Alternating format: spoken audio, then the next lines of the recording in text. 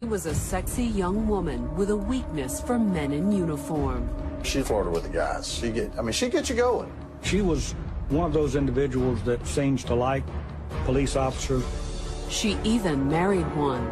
He rolled in that one evening and he said, "We're gonna get married." I said, "You lost your damn mind." And 2 years later, she met another. She told all of us that she was divorced. It wasn't entirely true. Was it just a little white lie? Oh, come on. Nobody's that stupid. Or did it mask a deadly secret? His death was either a suicide or a homicide.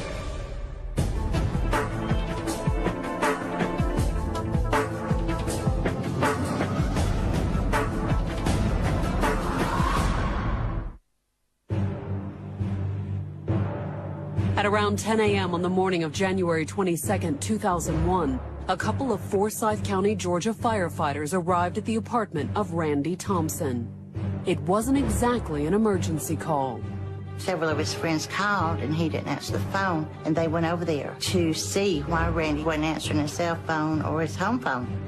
A fellow firefighter and former sheriff's deputy, Randy had spent the past few days battling what he thought was either food poisoning or a serious stomach virus.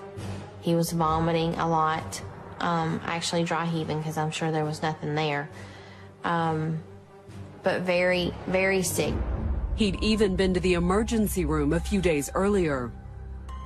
All the signs pointed to a stomach virus or to food poisoning. Back home, Randy had spent much of the weekend in bed, tended by his girlfriend, Lynn Turner. Sunday afternoon, Lynn said she went by and carried him some food, some chicken soup. And the following morning, his friends from the fire department had come by to check on him. He actually had a doctor's appointment that a friend of his was going to take him to. But there was no answer at the door. Nobody can get in. He's not answering the phone. Randy was home, however. Looking in the window, the firefighters could see their friend sprawled out on the sofa. But he didn't appear to be napping. Randy didn't respond at all to knocks, yells. My husband was a volunteer firefighter, so I turned on his pager, and I could hear the two-way talk on the radio. So I knew that they were there. I knew something at that point was really wrong. Worried for his friend, one of the firefighters quickly kicked in the door. But it was too late. Randy was already dead. Randy's family and friends were devastated. He and I were very, very close. He was my firstborn and my only son. Lynn, however, appeared to be stoic about Randy's death. She did not act like she was grieving, but Lynn was a very strong person. She was, she stuffed a lot of things. So, you know, that was how I took it. She was just stuffing that morning. Was the tragedy truly a surprise? Randy had attempted suicide. He had done it before. Or was it a deadly case of deja vu?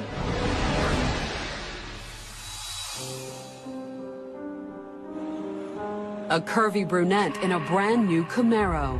People were quick to notice when 27-year-old Lynn Turner returned home to Cumming, Georgia in 1994. Lynn was very flashy. She always had a flashy car. She always had plenty of money. She always had plenty of men clamoring for her attention, too. She flirted with the guys. She gets you going. Although in 1994, Lynn had her sights set on one guy in particular, Randy Thompson. Randy and Lynn met each other here in the county through a mutual acquaintance, someone that Lynn had gone to high school with and someone who actually worked with Randy and was friends with Randy. I couldn't understand why she was chasing Randy like she was. I mean, at first, you know, he just was not interested. She was very, very persistent. Part of the attraction may have had something to do with Randy's career. Randy initially worked in the sheriff's department. He left there and became a fireman. She was one of those individuals that seems to like police officers and law enforcement, and she hung around with them a lot. Since leaving home at 21, Lynn had not only worked as a 911 dispatcher in neighboring Cobb County, she had even married a member of the force. It was typical of a lot of marriages. Basically, the marriage just grew apart. They went their separate directions. She told all of us, including Randy, that she was divorced. When she first met Randy, Lynn was still living in Cobb County. But once they started dating, she was incoming at every opportunity. She started coming down here during the week, every weekend, spending an awful lot of time down here. She also did her best to win over Randy's family.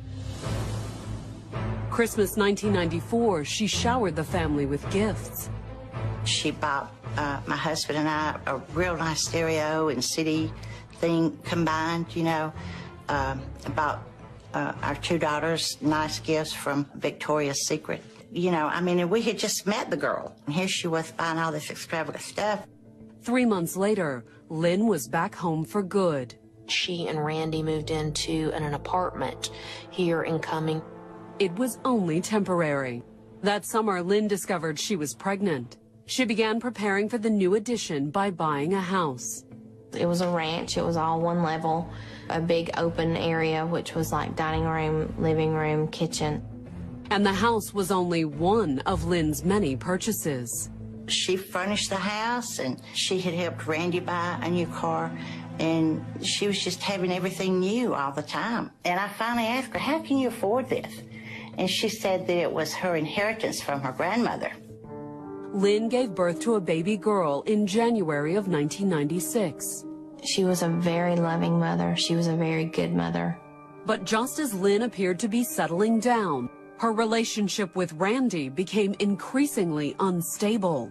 Their relationship would be good, but as time passed and as they stayed together, it was volatile. Tumultuous would be a good way to describe it. And after the baby was born, their problems seemed to intensify. They couldn't get along. They just couldn't get along. I mean, they were always jealous of each other. She was very possessive of Randy. Randy moved out several times. And the drama didn't stop there. There had been a couple of half-hearted suicide attempts that Randy had made. The first time, it was Lynn who dialed 911 and reported that Randy had tried to overdose on painkillers. Paramedics responded and decided that Randy posed no threat to himself or anybody else and just left him at home. 2 years later, Randy had picked up the phone himself and summoned a friend who took him to the ER. It was really just an attempt for attention. Whatever Randy's motivation, the suicide attempts led to a reconciliation with Lynn. They always did a lot better when he needed her, when he was sick or when he needed something. I think she got self-worth from people needing her. In 1998, the couple had a second child.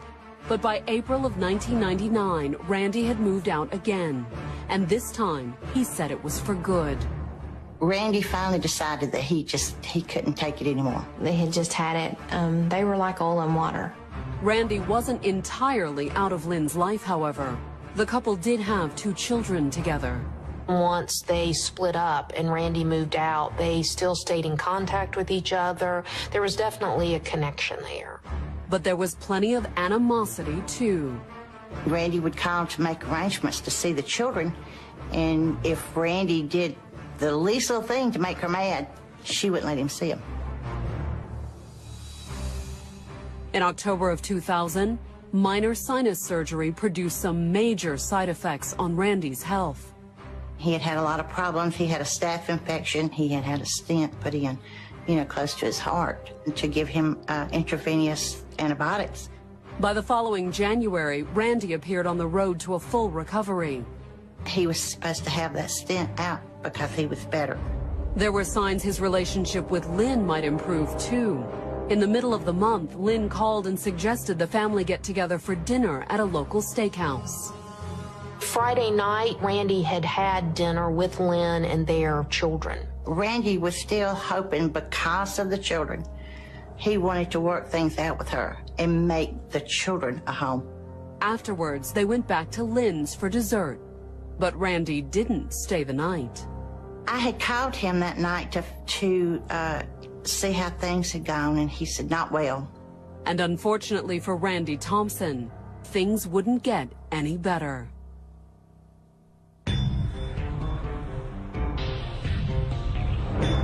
January 21st, 2001. It was a little before lunchtime when Randy received a call from his friend Melanie Harper. I called him to ask him if he wanted to go to eat with us. He had been sick all day, he'd been vomiting, asked me if we would come over. Concerned about their friend, Melanie and her husband rushed right over. When I got there, he was just kind of in another world. He couldn't focus, just kind of in and out, kind of with us and then not with us. Was it yet another suicide attempt? He over-medicated himself a great deal.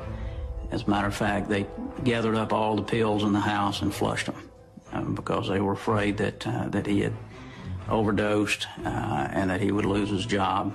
Randy's friends rushed him to the emergency room. And they pretty much told me that he had a stomach virus. They gave him some fluids and some other treatment, and he got to feeling better, and they sent him home. Lynn dropped by several times to help care for Randy as he recovered from his sudden ailment. She had come over on a couple of occasions. She went over to his apartment and took him some tea, and also she had taken him something to eat. On Monday morning, January 22nd, some of Randy's friends dropped back by the apartment to check on him. But Randy didn't answer the first knock or the second. They're at his apartment. Nobody can get in. He's not answering the phone. Randy wouldn't come to the door, but his truck was there. And they got permission to break the door and go in. And when his friends kicked in the door, they found Randy dead on the sofa. He was lying on his back, stretched out. You know, it appeared that if you just glanced at him that he might be asleep.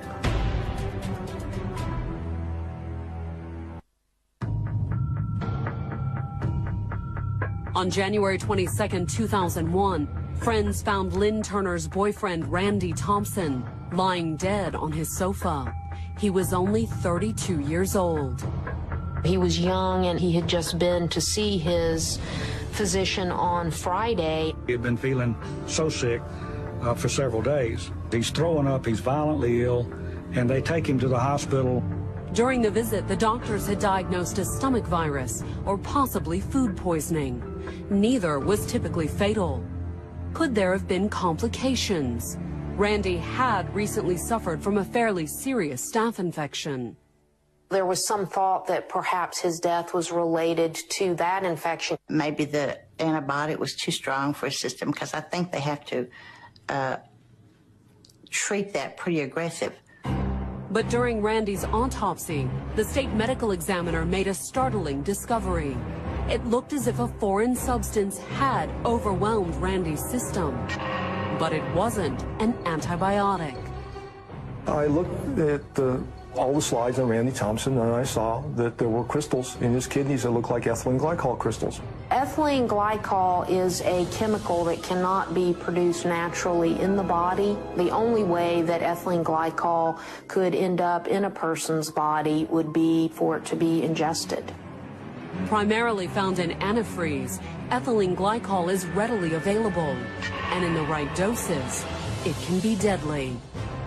The textbook answer for how much ethylene glycol it takes to result in someone's death is that as little as 100 cc's. So we're talking about a third of a soda can. But why would someone drink antifreeze?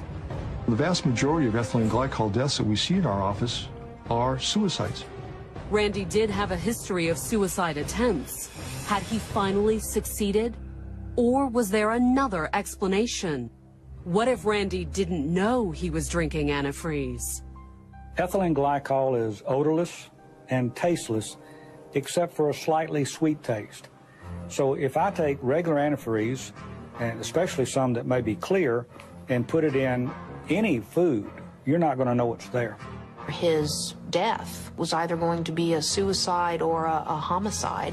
That was assuming the crystals Dr. Capone saw were ethylene glycol. To be sure, he sent tissue samples from Randy's kidneys and urine to the state crime lab for further analysis. We could not definitively say it was there because the response that was produced on analysis was not large enough. In the light of a negative ethylene glycol test, I had to come up with another reason why he had these crystals in his kidneys. As a result, the official cause of death ruled out both suicide and homicide. I went with the anatomic diagnosis that I had, which was that he had a slightly enlarged heart. A state crime lab did not think that there was any issue as to the death. Basically, it chalked it up to cardiac dysrhythmia. But was the case closed? Not as far as Randy's mom was concerned. I knew something was wrong. I didn't think it was a natural death. At first, Nita's conviction that her son had died due to foul play was merely a hunch. But then she received a note that changed everything. The note came from a woman named Catherine Turner. Her son was Glenn Turner, the man Lynn said she had divorced. There was a bereavement card from Kathy, and I read it, and she had her phone number, and she had some of the things that had happened to Glenn in there. I just was telling her who I was and why I was writing about my son. One of the first things she told Nita was that her son Glenn wasn't Lynn's ex-husband. He was her late husband. I found out at that time that Lynn and Glenn were still married when she was seeing Randy. Lynn and Glenn had met in 1992. At the time, Lynn was a Cobb County 911 dispatcher, and Glenn was a county police officer. It started out as, let's just put it this way, to be pleasant, a one-night stand. That may have been how it started, but Glenn soon fell for Lynn. He proposed a year later. He rolled in that one evening and he said, "We're going to get married." I said, "You lost your damn mind." The couple married on August 21st, 1993. Unfortunately, as with Randy years later, constant bickering marred the relationship. The arguments were mostly about money. Lynn unfortunately had what my parents used to refer to as champagne taste on a beer budget. Glenn worked more than one job. Lynn worked more than one job. Lynn was also gone a lot, and she began making frequent trips back to her hometown 30 miles away in Cumming, Georgia. She would go down on the weekend telling Glenn that she was working undercover for the Tennessee Bureau of Investigations. But back in Cobb County, rumors started circulating that Lynn's work in Cumming was more under the covers than undercover. I had heard suspicions that she was having an affair, but I didn't have any hard facts, just suspicion.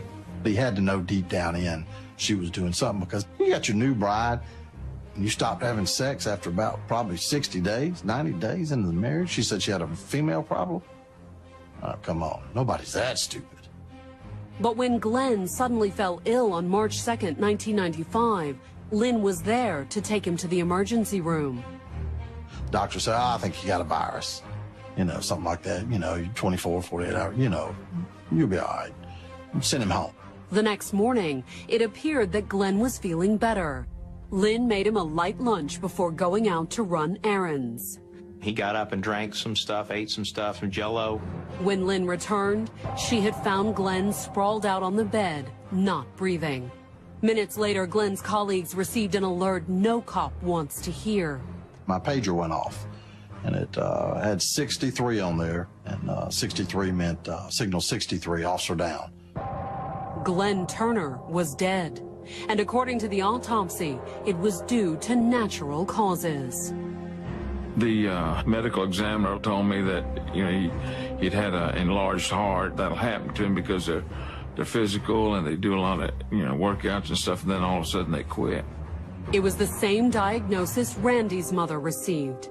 And much like Nita Thompson, Catherine Turner had a hard time believing her son had died from natural causes. He was a strapping, healthy young man, 31 years of age. To die that quickly and under flu-like symptoms and not ever being sick until he got sick this time, something was wrong. But even as Catherine Turner struggled to deal with her son's death, her daughter-in-law, Lynn, was moving on. Days after Glenn Turner's death, she moved in with Randy Thompson. 6 years later, Randy would be dead, and Catherine Turner would be on the phone with his mother. Kathy and I started comparing notes about Glenn's death and Randy's death, and everything was so much the same. The illness, the way they were sick. It was amazing. She wouldn't hardly give me any chance to talk. I mean, she was telling me all the things that she was telling me was just exactly what I had gone through. The next day, Randy's mother contacted Dr. Kaponen at the state medical examiner's office. That's when I first learned about Lynn Turner and the death of her first husband. The medical examiner found out that Lynn had been married and that her husband had passed away rather unexpectedly. Was it merely a coincidence? I had a very strange feeling when they left my office because all this other information was very concerning to me.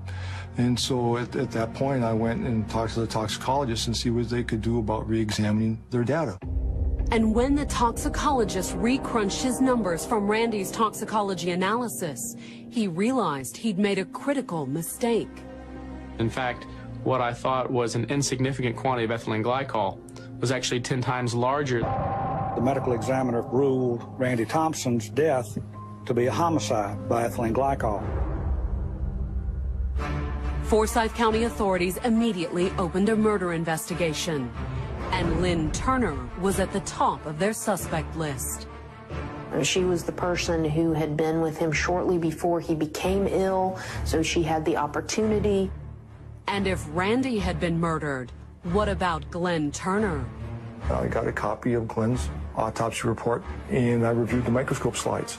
And it's when I reviewed those slides that I saw the oxalate crystals. When he saw the slides of the kidney, found out the calcium oxalate crystals, notified the medical examiner here, and then the body was exhumed. While forensic specialists collected samples from Glenn's body, Cobb County reopened the investigation into his death. And it wasn't long before Lynn was at the top of their suspect list, too. Lynn was the common denominator between Randy and Glenn. There was also the affair with Randy Thompson that started well before Glenn's death. But would it be enough to convince a jury to convict her of murder? There was nothing at the scene to indicate foul play, and the medical examiner couldn't or didn't find anything in the autopsy. There was really no investigation into his death as being a homicide until after Randy Thompson's death. Flipping through photos taken at the time of Glenn's death, investigators stumbled across an intriguing possibility. Did a snapshot from the Turners' garage contain a potentially crucial clue overlooked 6 years earlier? Can of antifreeze shows up, but I didn't think nothing about it. I mean, it was a garage, and you know, you're going to have things like that in your garage. Unfortunately for Lynn, her garage wasn't the only place investigators found antifreeze. The medical examiner here, after he has exhumed the body, found the ethylene glycol, issued another death certificate which shows that the death is homicide. I slammed my hand down on the desk, and I knew it. By the end of October, as Forsyth County authorities continued to build their case against Lynn and Randy's death, Cobb County investigators were ready to act. On November 1st, 2002, the Cobb County District Attorney's Office charged Lynn Turner with the first-degree murder of her husband, Glenn.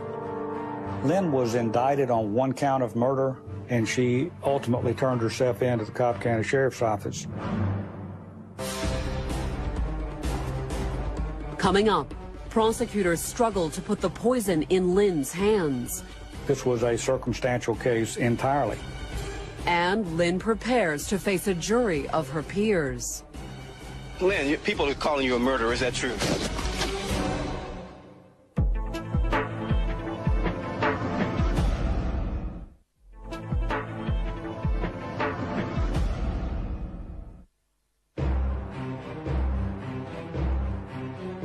April 26, 2004. 3 years after Randy Thompson had been found dead on his sofa, his girlfriend Lynn Turner went on trial for murder. But while she was a suspect in Randy's death, it wasn't his murder she was on trial for. Instead, she was charged with the 1995 death of her husband, Glenn Turner. Both men had died the same way, by ethylene glycol poisoning. Cause of death wasn't the only thing the two men had in common, however. The primary connection between those two is Lynn. I think that was the biggest problem that we had to overcome in the case. And under Georgia law, Randy's death would be a crucial factor in the current trial. The law here in Georgia allows you to put in evidence of what we call similar transaction. We have the ability to introduce evidence that somebody else has been involved in the same activity for which he's on trial for. And in Lynn's case, the judge agreed to allow Randy Thompson's death to be introduced as evidence, even though she had yet to be formally charged in his murder. We felt, obviously, that should not be done, but the court allowed that in. And when the prosecution delivered its open that morning, the DA was quick to capitalize on the opportunity. The evidence will show that there is one link, there is one thread, there is one common denominator, and it's this woman, Julia Lynn Womack Turner. According to the prosecutors, Lynn had murdered her husband partly to facilitate her affair with Randy. But it wasn't her only motive. There was also money. The fortune Lynn had spent buying and furnishing her new home incoming. From my understanding, the reason she had money was because her grandmother had died previously and she had inherited a good amount of money from that. That's what Lynn had told Randy and his family, at least. But it wasn't entirely true, prosecutors claimed. Lynn had inherited some money from her grandmother, but the big windfall had been Glenn's death. Lynn actually benefited in a couple of ways when Glenn died. There was the death benefits that the county has, which was several $1,000s. There was also a $100,000 life insurance policy that listed Lynn as the beneficiary. She had Glenn change the beneficiary on his policy, life insurance policy, before they actually got married, while they were still engaged. In addition to Glenn's death benefits and insurance, Lynn also cashed in on her late husband's pension. Because they had been married long enough, she would draw his pension. So she was drawing $600 and something a month from his pension in addition to the life insurance benefits. Her motivation was money all the way around. I don't think you can get anybody that'll say anything differently. The state then told the jury that Lynn had killed her husband by spiking Jell-O, soup, and sweet tea with ethylene glycol-rich antifreeze. Ethylene glycol is reported as having a sweet taste to it. And so ethylene glycol can be hidden in a number of foods or drinks that have a sweet taste. Next, toxicologists testified that evidence of ethylene glycol poisoning was found in both Glenn's and Randy's kidneys. Byproducts of ethylene glycol are oxalate crystals, and these oxalate crystals deposit in the tubules in your kidneys and result in renal failure, which is not a pleasant way to die. The state then called a witness from a local animal shelter who testified that Lynn had inquired about the effects of ingesting antifreeze. Lynn had called up there asking about poisons and stuff, about as far as what it would take to kill a human being compared to a dog, how much it would take. But were all her questions hypothetical? She also inquired how the veterinarians there would put animals down. And they told her that they didn't know the name of it, but what the vets used was purple stuff. She had asked me, could anybody get it? Was it easy to get a hold of? And I told her no, it was a controlled substance. It was a revelation that caught many in the courtroom off guard. I mean, when I heard that, I thought, I mean, there's any doubt now, I mean, that's pretty much the nail in the coffin. I mean, I thought that was critical. One person in the courtroom who wasn't noticeably moved by the state's case, though, was Lynn herself. You mean you would be hard to notice that she was the one that was on trial for murder? Giggling, laughing, cutting up, walking around the court area. I mean, just She didn't look real stressed out or concerned. Just very cool, calm, and in control.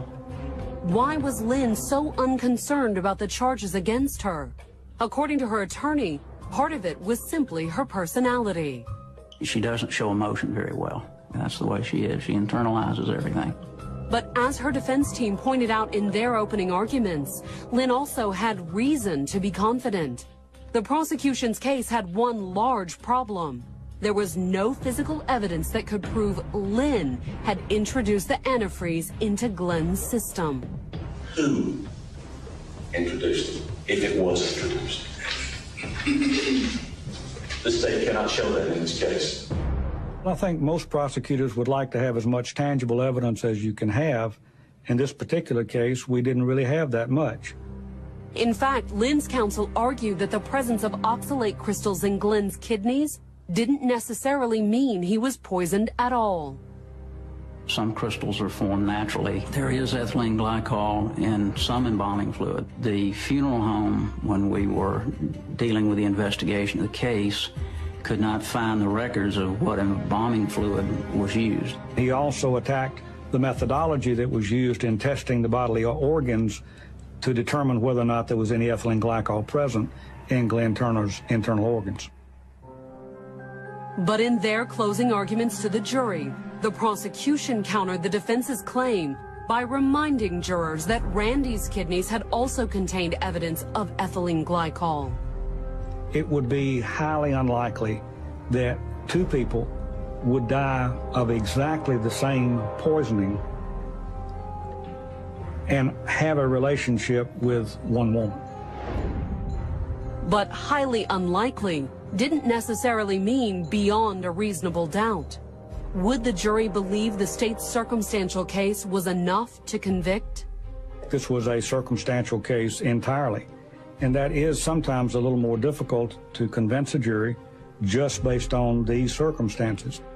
When the case went to the jury, Glenn's mother was confident her son would finally get some justice. There was nothing I was concerned about as far as the trial went. I felt like everybody did a fantastic job. Lynn appeared just as confident of an acquittal. Some of the news reporters, they were out to dinner and Lynn walked up to the table to him in the restaurant. They were drinking a beer. She said, "Oh, I'll have one of those tomorrow night." And they said, "Oh, you will?" She said, "Oh, yeah. All this junk will be over with. I'll have one of those tomorrow night." On May 14, 2004, Lynn Turner walked into the courthouse alongside her attorneys for the close of her murder trial. Charged with poisoning her husband with antifreeze, the 35-year-old faced life in prison if convicted. After receiving instructions from the judge, the jury broke for deliberations. While confident in their case, without a so-called smoking gun, the prosecution knew that anything could happen. I was as concerned when it went to the jury about what they were going to do as I was when we started. You've got 12 people who have got to view all of the evidence the same way that you have viewed it. 5 hours later, the jury announced it had reached a verdict. We, the jury, find the defendant, Julia Lynn Womack Turner, guilty of malice murder as alleged in count 1 of the indictment. Indebtedness, the lifestyle, all of those things that when you put all the pieces together, they basically took the place of the smoking gun. Lynn was sentenced to life with the possibility of parole in 14 years. If she was fazed by the verdict, she didn't show it. Just calmly reached up with that old look she has of that, I'm better than you, and taking her earrings off like it was no big deal. How could someone sit there and listen to these things and have no reaction, either anger or sadness? Apparently because it hadn't yet dawned on Lynn just what life in prison meant. When we learned from the deputy that was taking her across, she said, "My attorneys will be over here in a minute. How long do you think it'll take them to set bail for me?" She said, "Ma'am, do what?" She said, "How long do you think, I'm hungry. How long do you think it's going to take my attorneys to get over here and get my bail set?" She said, "Ma'am, you just got convicted of malice murder. You're not going anywhere."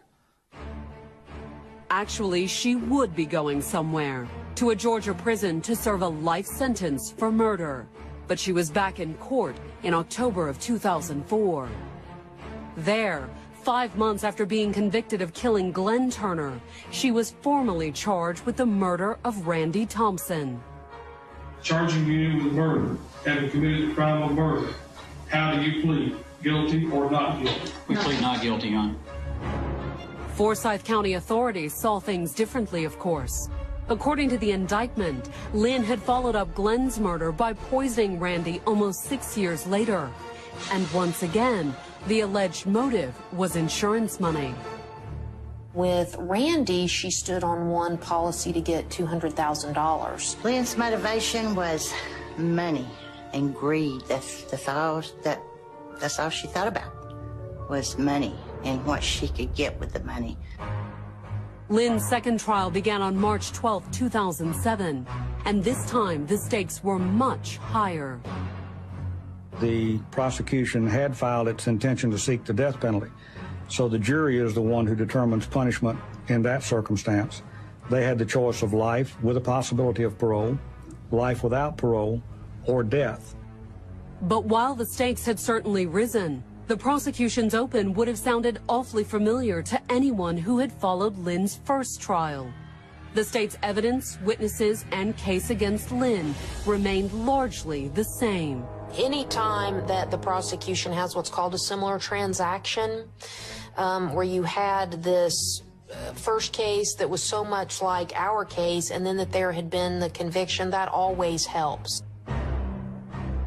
When Lynn's attorney presented his open, he added a new wrinkle to the proceedings. In marked contrast to Glenn's trial, the defense didn't deny that Randy had died of ethylene glycol poisoning, but that didn't mean he had been murdered. We felt that Randy may have ingested the ethylene glycol himself. Her defense team wanted people to think that Randy had committed suicide. As proof, they pointed to Randy's history of suicide attempts. Randy had a problem with taking prescription pills. He over-medicated himself a great deal. One specifically where he had overdosed, had to go to the hospital. And why would Randy commit suicide on this particular occasion? According to the defense, the Friday night fight with Lynn was only one factor. His financial condition was very poor. He was behind in pretty much everything. They were getting ready to take his truck. Just a lot of things, I think, in Randy's life that weren't going well. Would any of Randy's friends confirm the assertion? Although called by the prosecution, Melanie Harper came close when questioned by the defense. On the stand, she admitted that Randy's friends hadn't ruled out the possibility of a suicide attempt. We believed that he was probably toxic. He had taken too much medication. Would the suicide angle be enough to raise reasonable doubt and allow Lynn to escape a death sentence? In closing arguments, the prosecutors did their best to defuse it. The only rumors that have been introduced in this case were those that the defense asked about in their questioning of the witnesses.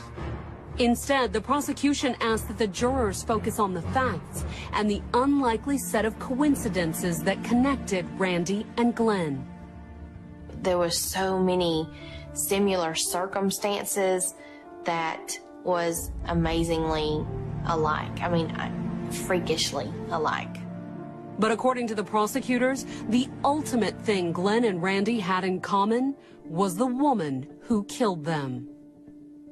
To her, they represented things like down payments on boats, cars, and finally just a way to keep her lights and cell phone on. They were worth so much more to her dead than they ever were alive. When it was the defense's turn, Lynn's attorneys argued there was a good reason the prosecution's case dwelled on coincidence. It was all they had. The evidence isn't there. They can't tell you when this happened, where it happened, how it happened, because there's no evidence. And they can surmise, or they can predict, or they can assume, but that ain't the law. On March 24, 2007, Lynn Turner was seated at a defendant's table for the second time. The 38-year-old widow was awaiting the verdict in her second capital murder trial. She faced the possibility of death if convicted. In the crowded courtroom, the jury foreperson read the verdict aloud. We, the jury, find the defendant guilty this the 24th day of March, 2007. Lynn, of course, did not react to the verdict. She has not reacted really to any of the verdicts, but that's her personality. Besides, jurors weren't done with Lynn just yet. 3 days after the verdict, they reconvened to decide her ultimate fate. You have here a unique ability.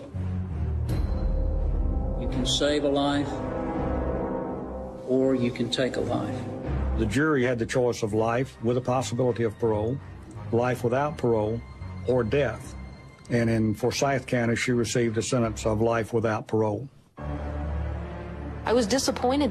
These were cold-blooded killings that required thought, premeditation, some planning, and they were solely for money. I thought she deserved to die.